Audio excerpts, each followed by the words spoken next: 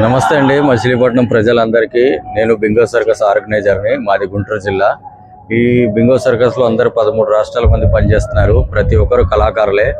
మీ మచిలీపట్నానికి వచ్చారు, ఇంత పెద్ద సర్కస్ తీసుకొని. సర్కస్ అంటేనే అంతరించిపోతుంది ఈ రోజుల్లో జనరేషన్కి సర్కస్ అంటేనేమి తెలియదు. ఫస్ట్ జనరేషన్కి తెలిసేవాళ్ళు మా దగ్గర జంతువులని అవన్నీ సింహాలు పులులు పెద్దవి ఉండేవి.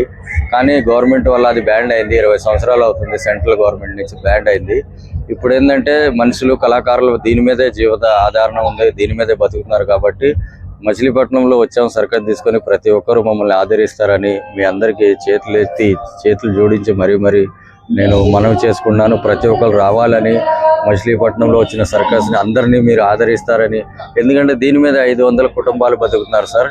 ఇది సర్కస్ అంటేనే ఇప్పుడు చాలా కష్టమైన పని.